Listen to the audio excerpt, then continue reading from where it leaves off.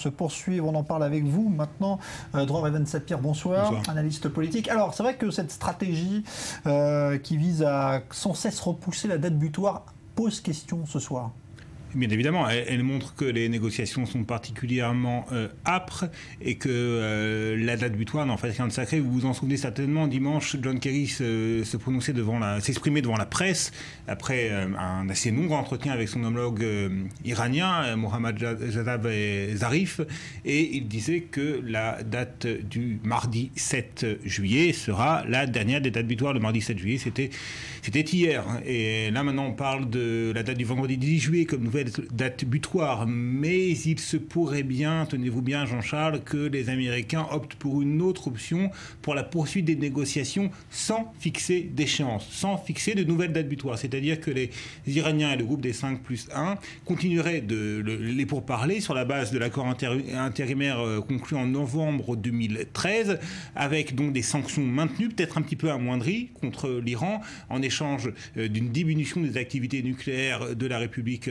islamique, et les négociations se poursuivraient sans qu'il y ait de date butoir. C'est ce qu'affirment en tout cas nos collègues, nos confrères du Wall Street Journal en affirmant encore une fois que la Maison-Blanche envisage sérieusement ce genre de solution, c'est dire l'impasse dans laquelle se trouvent actuellement les négociations à Vienne.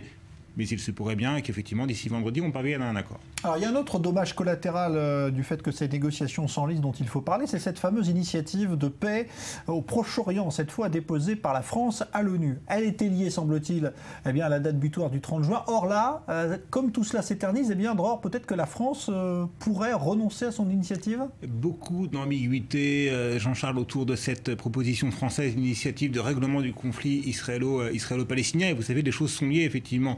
On a vu à quel point la France, dans le groupe des 5+1 face à l'Iran, était le pays qui a fait preuve du plus de fermeté face à Téhéran, face à la République islamique. Et on sait à quel point la France veut reprendre pied dans le dossier israélo-palestinien. Les deux choses sont liées parce que la France a des intérêts et des alliés diplomatiques et économiques importants parmi les pays du Golfe.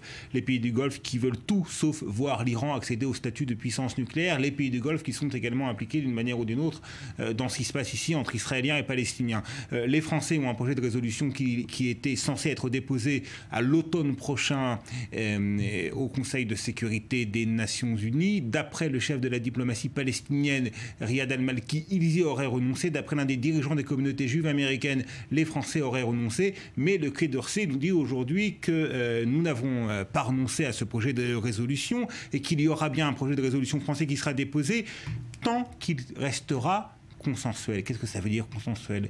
Est-ce qu'il faut obtenir l'aval, à savoir à la fois des Américains, des Israéliens et des Palestiniens avant de déposer ce fameux projet de résolution?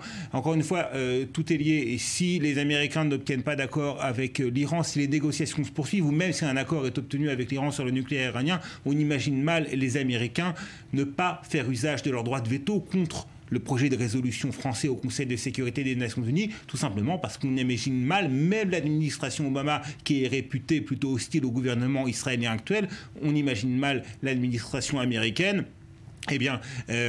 sur deux plans à la fois, prendre des initiatives qui seraient mal perçues à Jérusalem, en Israël. Accord sur le nucléaire iranien d'un côté et soutien à un projet de résolution qui obligerait Israël à des concessions sur le dossier israélo-palestinien. Deux lièvres à la fois, c'est bien évidemment beaucoup trop pour l'administration américaine, même pour l'administration Obama. Les Français ont sans doute entendu que les Américains n'avaient pas, comme il en était question peut-être auparavant, n'avaient pas pour projet de faire usage de leur droit de veto, ou plutôt que si, ils allaient faire usage de leur droit de veto contre ce projet de résolution, et que donc les Français vont probablement faire machine arrière, puisque sans le soutien des Américains, ce projet de résolution ne sera pas adopté par le Conseil de sécurité. Merci, Dror.